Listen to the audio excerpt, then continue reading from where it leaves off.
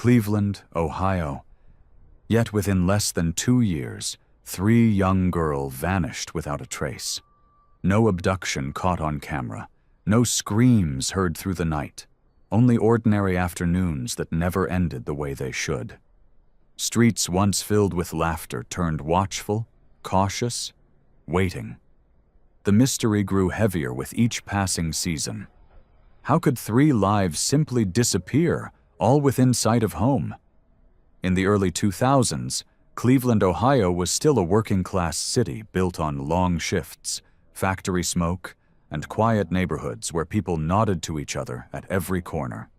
Streets were lined with 2-story wooden houses, some with peeling paint, some with wind chimes that sang softly in the breeze from Lake Erie. Families had lived there for generations. Most neighbors knew who belonged where.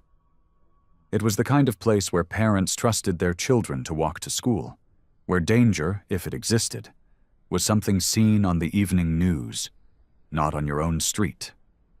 On a warm August morning in 2002, 20-year-old Michelle Knight left home wearing a light jacket and carrying a small folder of papers. She told a friend she was heading to a job interview that might help her get back on her feet. Michelle was small, barely over 5 feet tall, with short brown hair and the kind of quiet determination that people often mistook for shyness. She had been through hard times, money troubles, family disputes, but she always seemed to find a way forward. That morning, she never came back. At first, no one panicked. Michelle was an adult, after all. Her family assumed she might have gone to stay with someone for a few days. But when a week passed with no word, they called the police. The report was filed quickly, without much detail. The officer on duty described it as a possible voluntary absence.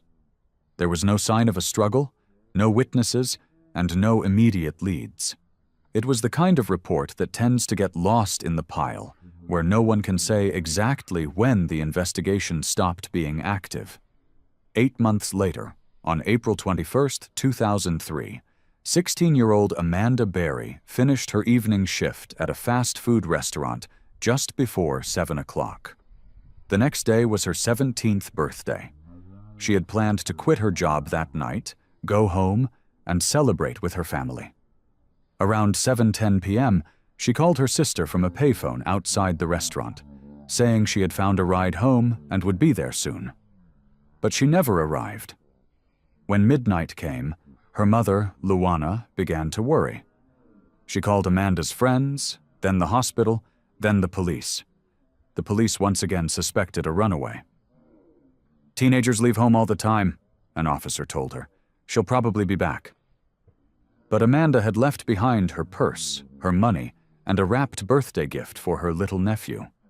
Nothing suggested she planned to go anywhere. By morning, her family had already printed flyers with her photo and begun searching the streets, or for themselves.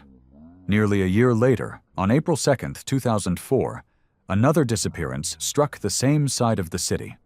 14-year-old Gina DeJesus was walking home from school. Her route was short, barely 20 minutes, and she usually stopped at a corner store to buy a snack before heading home. That Friday, she never arrived. When darkness fell, her parents began calling friends and classmates. None of them had seen her. Within hours, her father was out driving through every street he could think of, calling her name through the car window. He told reporters later that he kept imagining she might appear from behind a fence, afraid, but safe. This time, the city took notice. 3 disappearances in less than 2 years, all young women, all from the same general area. Something felt wrong. Yet there were no footprints, no dropped belongings, no broken fences or disturbed grass. No one had heard a scream or seen anyone being forced into a car. The pattern was invisible but undeniable. Police began interviewing residents, retracing routes, and cross-checking names in old files. The early findings were thin. No vehicles matching the vague descriptions reported by passers-by. No matching fingerprints or DNA. Nothing connected the 3 cases but geography, and fear. The official stance remained cautious. There was no confirmed link. The families, however, refused to see coincidence. To them, it was clear that someone had been watching their daughters, someone who knew when they were alone. They began organizing neighborhood patrols, holding candlelight vigils in front of their homes. Every few weeks, a local news crew would film one of these gatherings, the flicker of candle flames reflected in tearful faces. For a few days afterward, tips would pour in, sightings, rumors, strange calls, but every lead ended in disappointment. In Gina's case, her family launched a relentless campaign, handing out thousands of flyers. Amanda's mother appeared on talk shows pleading for information. Michelle's relatives, quieter and less visible, still called police stations, hoping for an update that never came. The cases took different paths in the public eye, but all led to the same silence. Within the Cleveland Police Department, detectives rotated in and out of the missing persons unit. Each one inherited the same incomplete files, the same unanswered questions. One officer noted that all 3 girls had vanished within a few miles of one another, near West 105th and Lorraine Avenue. He marked it in red ink on a city map. No one could say why, but that corner of Cleveland began to carry a new name in conversation. The Triangle. Parents told their children not to walk alone, especially after dark. Still, there was no evidence of violence. The official reports remained careful, almost sterile in tone. No indication of abduction, no sign of foul play. For the families reading those words, it felt like erasure. The mothers and fathers knew something terrible had happened. They just couldn't prove it. By the end of 2004, the community's fear had settled into exhaustion. The vigils grew smaller. Flyers on telephone poles were bleached by sun and rain. A few remained pinned beneath the clear tape that had turned yellow at the edges, showing smiling faces that no longer matched the time. Inside those homes, however, nothing faded. Luana Berry kept Amanda's room exactly as she left it. The posters, the radio, the untouched makeup on the dresser. The DeJesus family held prayer circles every Sunday, refusing to let hope die. Michelle's relatives kept a framed photo near the kitchen window, the glass smudged from so many hands touching it over the years. From the outside, life in Cleveland seemed unchanged. Children still caught the morning bus, neighbors still waved from porches. But something intangible had gone missing too, a sense of safety that never returned. Each time another child was late coming home, parents felt that same sudden fear, the same thought. Not again. And by the close of that second year, 3 families were living with the same question, one that had no answer and no peace. How could 3 young women vanish from a city that never stopped looking? In less than 2 years, Cleveland had lost more than 3 daughters. It had lost its sense of safety and the sound of its own certainty. In the months that followed, Cleveland became a city of posters and unanswered calls. Every telephone pole, every bus shelter carried the same faces. Smiling school photos, the word missing in bold letters, and phone numbers that rang endlessly. Volunteers gathered at community centers, churches, and school gyms, dividing city maps into sections, assigning streets and alleys to search teams. It became almost routine. One group sweeping an abandoned lot, another checking the banks of the Cuyahoga River. They searched attics, garages, and every forgotten corner of the city. The scale of effort was unlike anything the neighborhood had ever seen. Hundreds of volunteers, from retirees to high school students, joined the searches on weekends. The police coordinated with local media, releasing age-progressed sketches and reward notices. Each broadcast ended with the same hopeful phrase: "Someone, somewhere, knows something." But days turned into weeks, and hope began to thin like breath in cold air. Among those who refused to give up were the families. Amanda Berry's mother, Luana, was the most vocal. Her voice became familiar across Cleveland. She stood before television cameras, clutching her daughter's picture, pleading directly to whoever might be responsible. "Please, I don't care who you are. Just let her come home."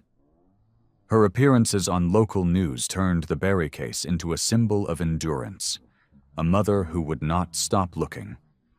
For Gina DeJesus's family, the search became a full-time mission. Her parents organized prayer circles and weekend patrols. Their home became the unofficial headquarters for volunteers. Neighbors donated food and printing supplies. Strangers sent letters from across the state. Every Sunday, a local priest came to bless the family and pray for Gina's return. Those gatherings, sometimes small, sometimes crowded, gave the community a fragile sense of unity. Michelle Knight's disappearance, however, received far less attention. At 20, she was legally an adult, and the assumption that she had left by choice lingered. Her family's limited means and quiet nature made it harder to attract coverage.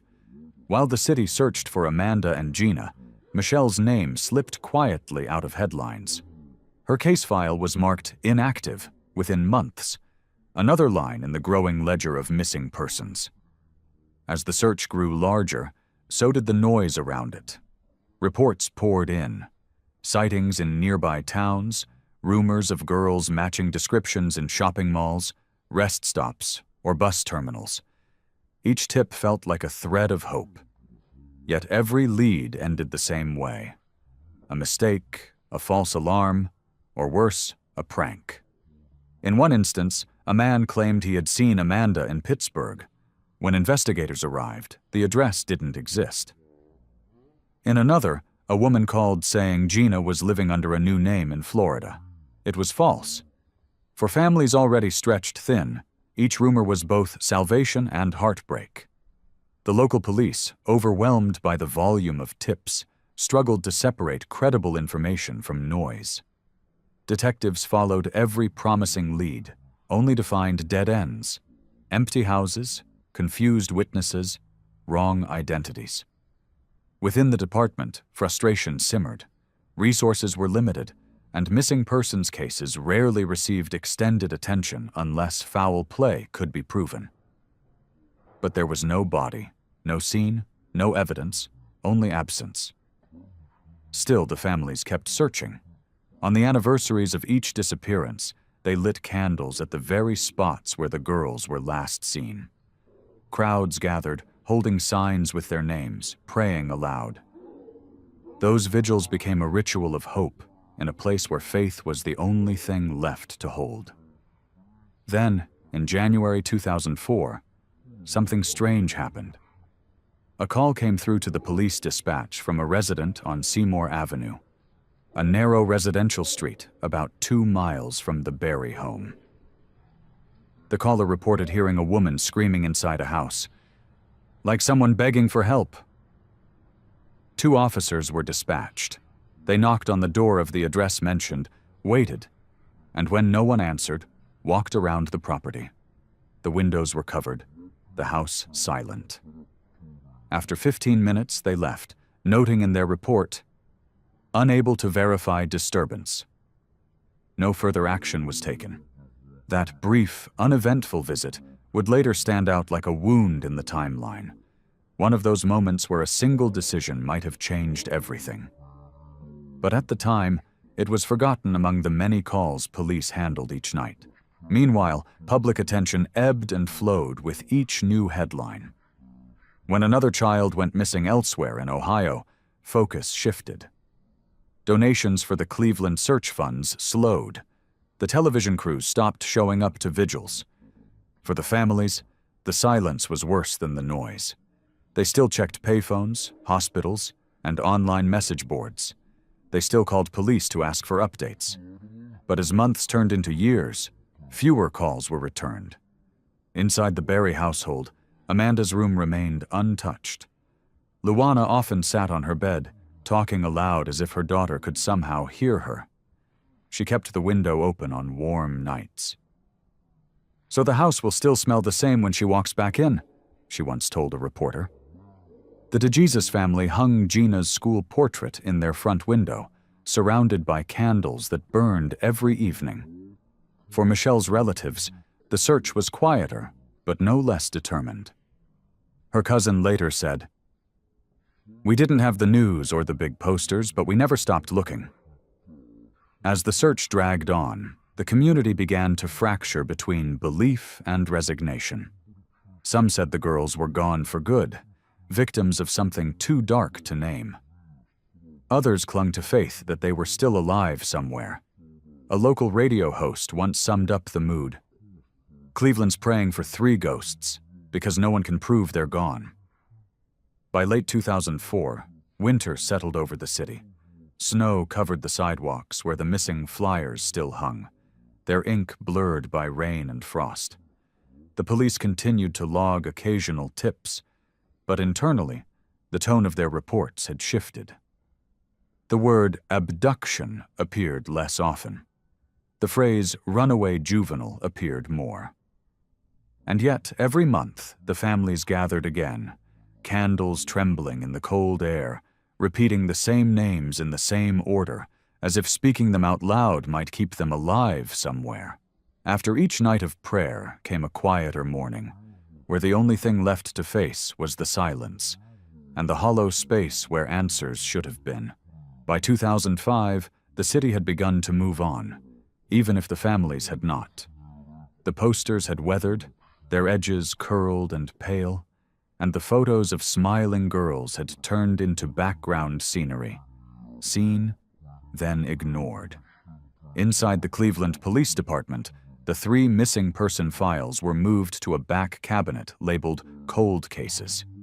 It was a quiet burial of paperwork, the kind that happens not with ceremony but with exhaustion. Amanda Berry's family refused to let her name fade. Every year on her birthday, they gathered at the same small park near their home. Her mother, Luana, would bring balloons and a cake, each time saying the same words. "She'll be home by next year." She never stopped believing that Amanda was alive. In 2006, that faith became her final act. Luana Berry passed away that spring from heart failure, a framed photo of her daughter still resting on the table beside her bed.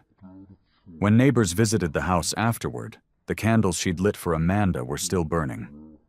For Gina DeJesus's parents, the passing years became a cycle of hope and heartbreak. Each time a new lead surfaced, an anonymous call, a reported sighting, they chased it with renewed energy. Each time it collapsed, they returned home quieter, older, more tired. The DeJesus living room remained a small shrine, prayer cards, newspaper clippings, and a cross above the doorway. Michelle Knight's name was mentioned less and less. Without media attention or family presence in the press, her file collected dust the fastest. When detectives changed positions or retired, her case was simply handed off with the note, "No new developments." Cleveland itself adapted to the absence. The once vivid stories that had shaken the city became anecdotes, then memories, then almost myths. At vigils, fewer candles were lit. At the police station, fewer calls came in. The phrase, "those missing girls," became a shorthand for something distant, an unsolved chapter people preferred not to revisit. In 2008, a local newspaper ran a short anniversary piece about Amanda Berry's disappearance. It was only 3 paragraphs long. The photo used was cropped from an old flyer. The colors faded beyond recognition. One small report, however, never made it past the neighborhood gossip. In late 2010, a woman living on Seymour Avenue told a friend she had once seen movement in the upstairs window of an old house, the faint silhouette of someone standing too long behind a curtain. When asked if she reported it, she said she had, but no one followed up. "They said it was probably a reflection," she recalled later. "Maybe I just imagined it." By 2012, the story of the missing girls was more a memory than a mystery. But for their families, time had never dulled the ache. The police files might have gone silent, Yet every home that had once been filled with laughter still kept a photo on the mantel, the colors dimming, but never replaced. It was the evening of May 6, 2013. The first warm days of spring had finally arrived in Cleveland, and Seymour Avenue looked as ordinary as ever. The neighborhood had aged but remained familiar. Bicycles left on porches, dogs barking behind fences, and people sitting on front steps after dinner. On that Monday, a man named Charles Ramsey was at home, fixing himself a meal after work. He had lived in the neighborhood for years, a man with a loud laugh and a habit of waving to anyone who passed. To him, the street had always been quiet, even dull. That night, it would become something else entirely. Around 6 o'clock, Ramsey stepped outside to eat on his porch.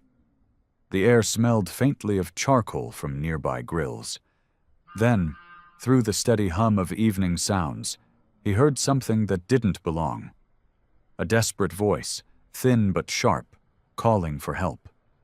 At first, he thought it was a quarrel, someone arguing inside, one of the houses. But then he heard the words clearly. "Help me! Help me, please!" The cries came from the direction of 2207 Seymour Avenue, a two-story house with a faded yellow exterior. The windows were shut tight, the blinds drawn as always. Ramsey knew the house belonged to a man named Ariel Castro, a quiet, middle-aged bus driver who kept mostly to himself. Castro was polite enough, though distant, the kind of neighbor who waved without ever starting a conversation. His house looked unremarkable, but Ramsey now noticed something odd. The front screen door was cracked open, and behind it, a woman's hand was reaching out. He walked closer. From inside came the frantic voice again, this time louder. "I'm Amanda Berry. Please help me." Ramsey froze. The name meant something. He had heard it years ago on television, one of those girls who had gone missing. For a moment, he thought it was a misunderstanding, some kind of prank. But when he saw the terror in her eyes through the crack of the door, he realized it was real.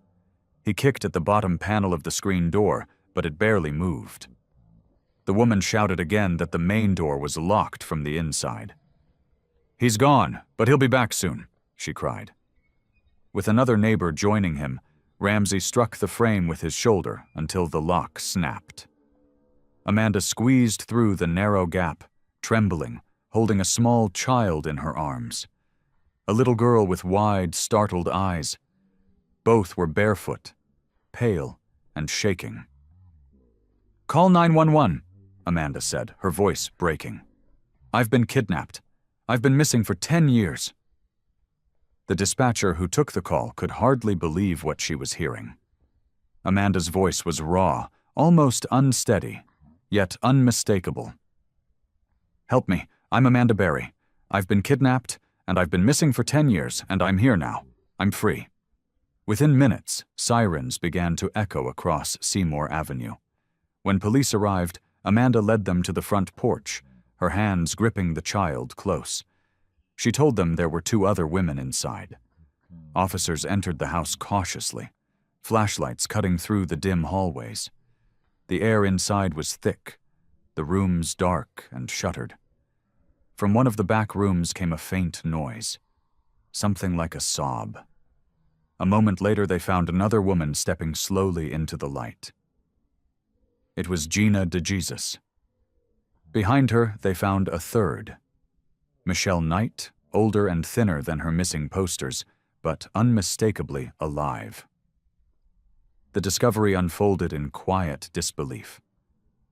3 women who had been written off as lost, presumed dead, were standing before them, breathing, blinking against the sudden brightness of freedom.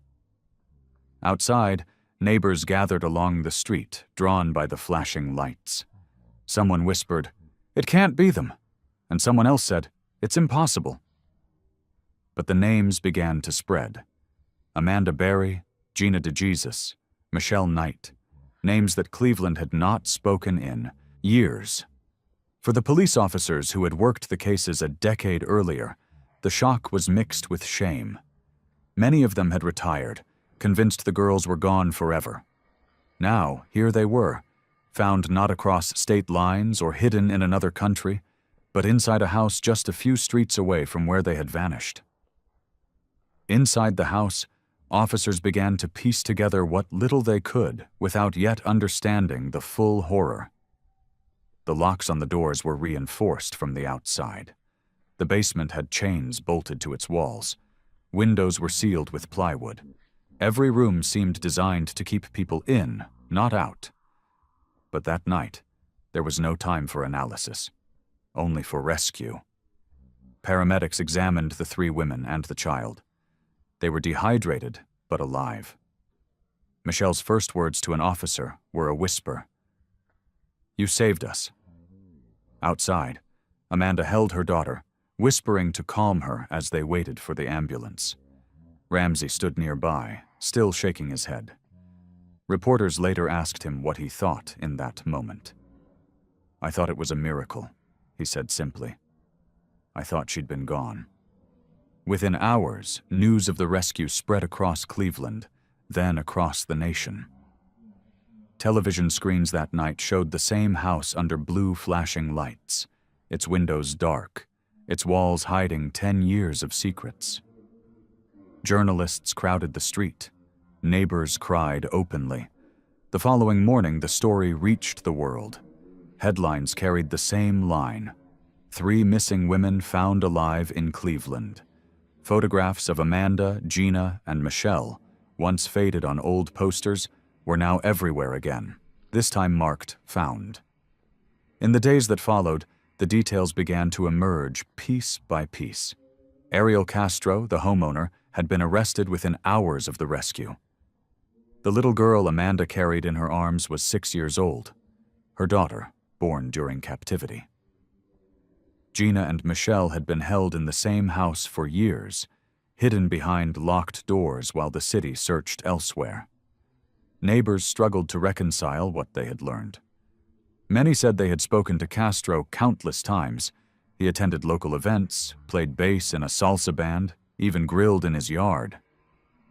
"He was just a regular guy," one man said, shaking his head.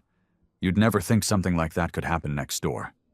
As investigators combed through the house, they realized how close the truth had always been.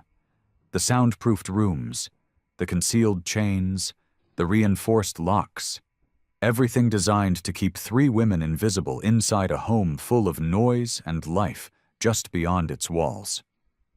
The discovery sent ripples through Cleveland's conscience. The police department reopened old records, reviewing calls and reports that had once seemed unimportant, including that January night in 2004, when officers had visited the very same address after a neighbor reported hearing screams.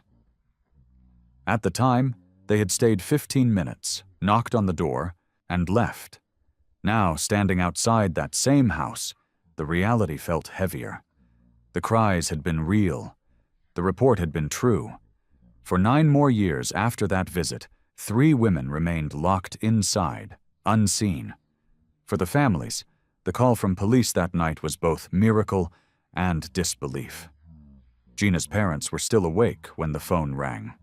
When the officer said, "We've found her," they thought it was another cruel mistake. It wasn't until they arrived at the hospital and saw their daughter in person that the truth broke through. She was thinner, quieter, older, but alive. At another end of the city, Amanda Berry's relatives gathered around a television, trembling as her name appeared on the news. Her sister later said, "I didn't believe it until I heard her voice." For Michelle Knight's family, the news came as a shock. They had long believed she had started a new life elsewhere. They were wrong. By midnight, candles and flowers began to appear along Seymour Avenue again. Not for mourning, but for celebration. The crowd that once searched for 3 missing girls now stood in tears of joy, whispering prayers of gratitude. In a city that had lived with absence for over a decade, 3 names once spoken only in sorrow were being said again with awe. The morning after the rescue, Seymour Avenue was unrecognizable. Yellow tape sealed off the block, police cruisers idled beside television trucks, and the once quiet neighborhood buzzed with the low hum of disbelief. Behind the barricade, investigators in protective suits moved in and out of 2207 Seymour Avenue, the modest two-story house that had turned into the center of a nightmare. Reporters leaned over barriers for glimpses inside. Every few minutes, a camera shutter clicked, freezing what the city could barely comprehend. 3 women, missing for a decade, had been found alive in a place everyone thought they knew. Inside the house, detectives began documenting every inch. It wasn't just a home. It was a crime scene layered with time. The walls, the doors, even the furniture told a story of control and concealment. There were locks welded to the inside of bedroom doors, chains anchored into concrete, and soundproofing boards nailed over windows. The smell of confinement clung to every surface. In the basement, officers found remnants of restraints, ropes, and duct tape. Upstairs, 2 small rooms held mattresses on the floor, worn from years of use. Next to one bed, there was a notebook, its pages filled with uneven handwriting. It was the first of several journals written by the women who had lived there. The diaries were evidence, but they were also testimony. In them, Michelle Knight, Amanda Berry, and Gina DeJesus recorded fragments of their captivity. Dates, punishments, prayers, and memories of the outside world. Some entries marked holidays or birthdays. Others detailed moments of despair or small acts of resistance. Amanda's notes described counting the days, by how many times the door upstairs opened. Michelle wrote about songs she would hum quietly to survive the silence. One passage read simply, "He checks every door twice. He times everything. He tells us the world forgot." Outside, the public wanted to know who had done this. That answer came quickly. By the end of the day, police identified the homeowner as Ariel Castro, age 52, a local school bus driver, a man who had lived in Cleveland all his life. To his neighbors, he was a familiar face. He played bass guitar in a Latin band, fixed his car in the driveway, and waved politely to people passing by. Few could recall anything odd about him, apart from keeping his windows closed, even on warm days. As reporters dug into his background, a stranger truth emerged. Castro had been part of the very community that had mourned the missing girls. He attended candlelight vigils for Gina DeJesus, even hugging her mother once and offering condolences. No one questioned him. Why would they? He lived just down the street, a friend of the family. "He was always there," one neighbor later said. "We never thought the monster we were searching for was standing right beside us." In the days that followed, detectives revisited old police files. There it was. A record dated January 2004, a service call to Seymour Avenue after a report of a woman's screams. 2 officers had gone to the house, knocked, found no answer, and left. The entry was short, written in neutral language. Unable to locate source of disturbance. That 15-minute visit, once routine, now stood out as one of the most haunting oversights in Cleveland's police history. As evidence poured in, the scale of the case widened. Hundreds of items were collected. Chains, locks, handwritten notes, videotapes, and fragments of household objects repurposed as instruments of control. In one drawer, investigators found photographs dating back years, some showing the women smiling in moments of forced compliance, others documenting Castro's daily routines. There were also receipts showing purchases of padlocks, heavy-duty tape, and plastic bins, items that had seemed ordinary at the time, but now formed a chilling pattern. The journals filled in the rest. Page after page described how Castro had controlled every hour of their lives. He dictated when they ate, when they slept, when they spoke. He enforced silence with threats, and rewarded obedience with small privileges: an extra blanket, a meal, a few minutes of television. He wrote his own notes, too, meticulous in their cruelty, timing his movements to avoid suspicion. Every grocery trip, every band rehearsal, every visit from his family was scheduled so precisely that no one ever questioned his absence or secrecy. When questioned, neighbors recalled small details that now seemed significant. One said he sometimes heard faint music from the house, Latin tunes played at odd hours, loud enough to mask other sounds. Another remembered once seeing a small child's face near a window, but thought it was one of Castro's grandchildren. "You see something once," the man said later, "and your mind tells you it's normal, because it has to be." As investigators pieced together the timeline, they realized just how close the truth had been all along. The DeJesus family lived less than 5 blocks away. Amanda Berry had disappeared only a mile from the house. Michelle Knight had been taken from a neighborhood barely 10 minutes away by car. During the years the city searched for them, Castro had driven his school bus through the same streets that carried their missing posters. When Ariel Castro's face appeared on the evening news, the reaction was instant and visceral. Some neighbors refused to believe it. "Not him," they said. "He's been here forever." Others recalled unsettling memories, a moment when he seemed nervous during casual talk, or when he changed the subject if someone mentioned the missing girls. His family was as stunned as anyone. His daughter told reporters she could not reconcile the father she knew with the man she saw in handcuffs. The police chief called a press conference 2 days after the rescue. He stood before a wall of microphones and announced the charges: kidnapping, sexual assault, aggravated murder. The last charge, he explained, was for the deliberate termination of pregnancies through physical abuse. The room fell silent. For the first time, the city began to understand the scope of what had been hidden behind that yellow house. Reporters asked how it had gone unnoticed for so long.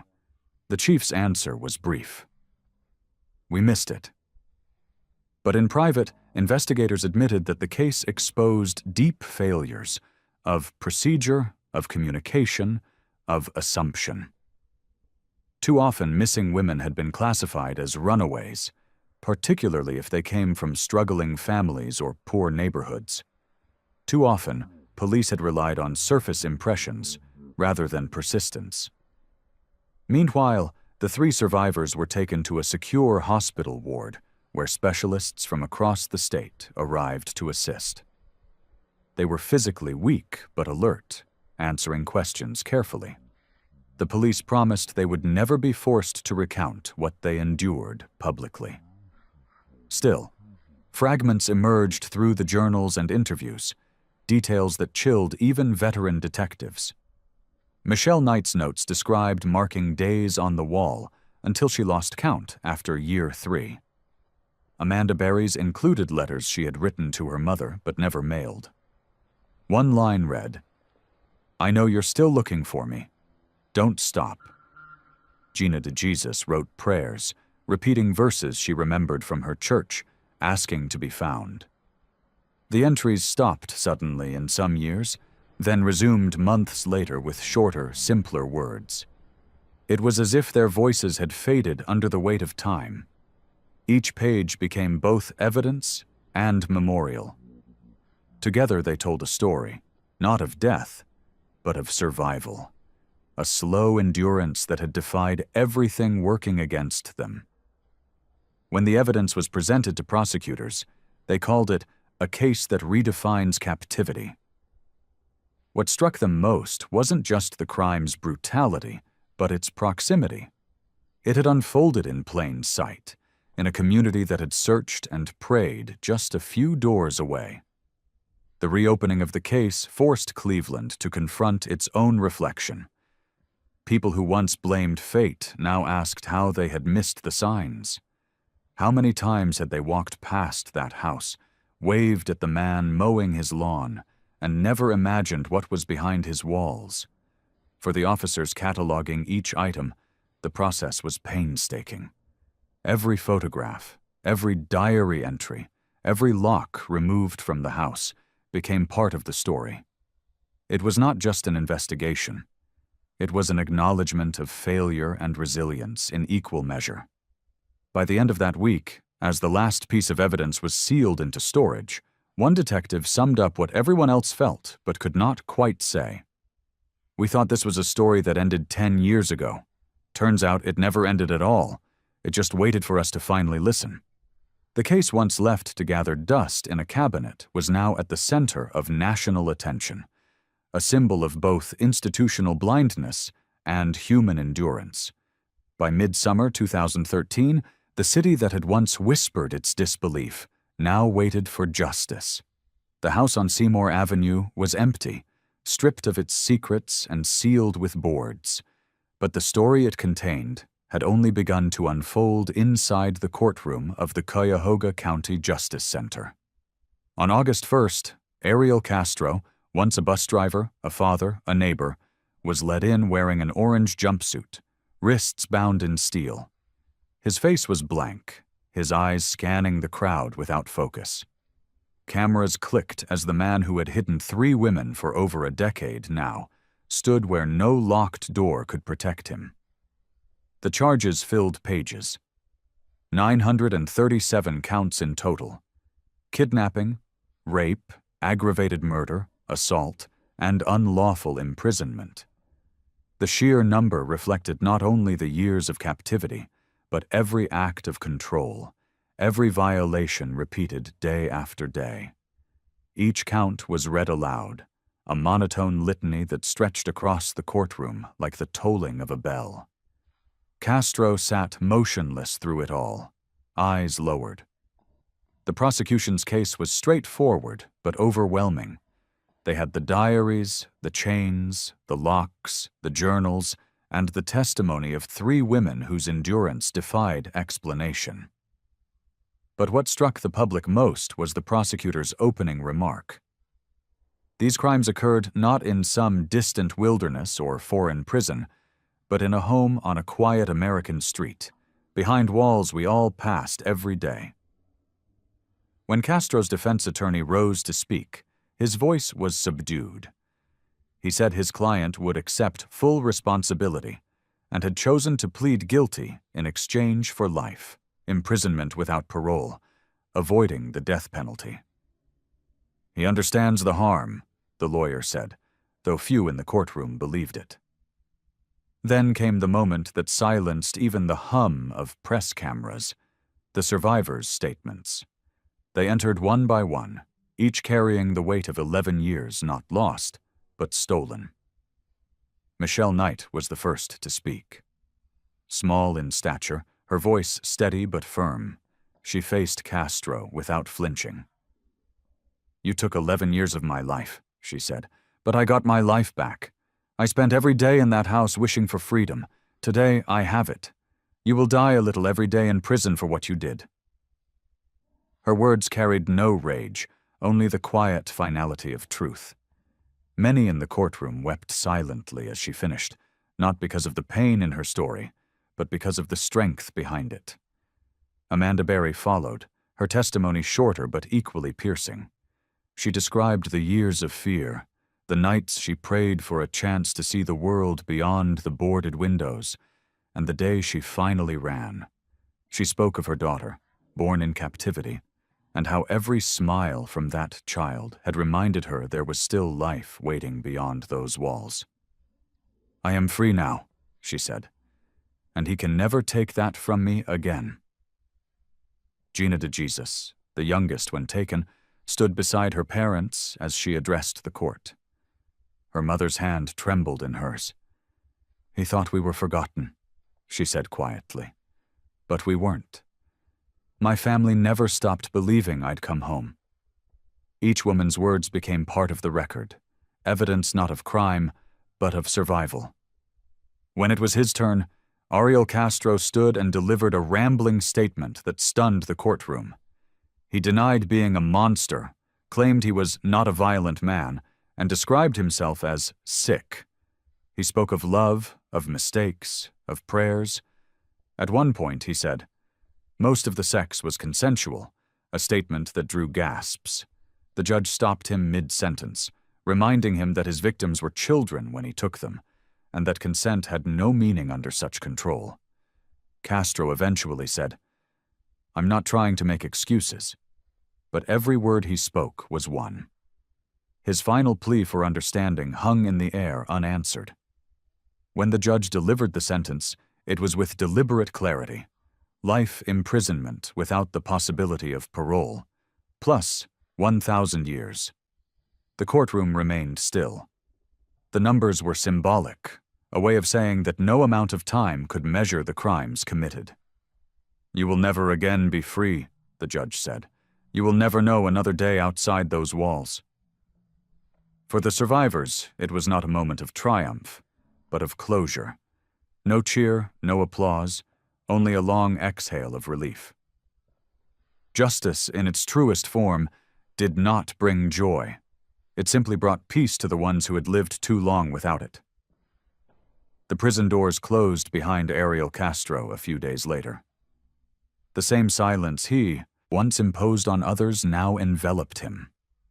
Guards reported he spent his first weeks withdrawn, refusing to eat full meals, alternating between remorse and defiance. Psychologists who observed him noted signs of narcissism and control-seeking behavior even in confinement, traits that had defined his life outside. Then, just over a month later, on September 3, 2013, the story took an unexpected and unsettling turn. During a routine check, prison staff found Ariel Castro dead in his cell. He had hung himself using bed sheets, a death ruled as suicide. The news spread quickly, reigniting the debate about justice and punishment. Some called it closure. Others said it was too easy an end for what he had done. For the women he had imprisoned, it was one more chapter they did not ask for. Michelle Knight released a statement. "His death doesn't affect me. I forgive him, but he will never control me again." Amanda and Gina said nothing publicly, choosing instead to focus on rebuilding their lives. The irony was bitter but undeniable. The man who had kept others locked away for over a decade could not endure his own captivity for even a single year. The cycle had ended where it began, in isolation. When the news reached Cleveland, people gathered once more near the site of the demolished house. There were no celebrations, only quiet reflection. Someone left 3 white roses on the empty lot, one for each survivor. Someone else placed a note that read, "The doors he locked will never close again." For the city, the case had been both a reckoning and a wound. It forced neighbors, police, and institutions alike to confront the cost of assumptions, the ease with which ordinary evil hides behind ordinary walls. The court had delivered its judgment, but justice, in its truest sense, had already been claimed by those who survived. The house at 2207 Seymour Avenue no longer exists. A few weeks after the sentencing, city officials ordered its demolition, a symbolic gesture to erase the shadow it had cast over the neighborhood. On the morning of August 7, 2013, heavy machinery rolled onto the street while a small crowd gathered behind the barricades.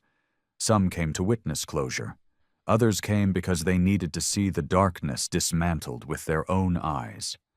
As the first wall fell, the sound of cracking wood echoed across the block, and a quiet cheer rose, not of victory, but of release. Where that house once stood is now an open lot, covered in green grass. A small memorial plaque was placed nearby, not to remember the man who lived there, but the women who endured within it. After their rescue, Michelle Knight, Amanda Berry, and Gina DeJesus entered a protected recovery program, guided by trauma specialists, therapists, and social workers trained to help long-term survivors. For months, their location was kept secret, their privacy guarded as fiercely as their captivity once had been. They were free, But learning to live as free women again was its own quiet struggle, adjusting to sunlight, to noise, to open doors that no longer locked. Over time, each began to build a new life. Michelle Knight chose to start again under a new name, Lily Rose Lee, a symbol of rebirth. She wrote a memoir about her years in captivity and the long road to healing, not as an act of remembrance, but as a declaration that her story would belong to her, not to the man who took it. She now runs a small non-profit organization devoted to helping survivors of abuse and abandoned animals. When asked why she works with animals, she once replied softly, "Because they know what silence feels like." Amanda Berry and Gina DeJesus found purpose in advocacy. They began working with the National Center for Missing and Exploited Children, appearing at public events and supporting families still searching for loved ones. Together, they co-authored a book and often speak about awareness, not as victims, but as voices for prevention. "We were found," Amanda once said in an interview, "so others can believe they can be too." Years later, during a summer festival in Cleveland, the three women appeared together publicly for the first time since the trial. There were no tears, no grand speeches, just three figures standing side by side, smiling quietly under the soft light of evening. Around them, the crowd applauded, not out of pity, but respect. Today, their story is taught in criminology and psychology programs as a landmark case, one that reshaped how authorities handle long-term missing persons investigations and understand the psychology of captivity and control. But beyond the legal and academic lessons, the case left something deeper. If this story moved you, subscribe to the channel, leave a comment about where you're watching from, and share this video, because every voice helps keep the light on for those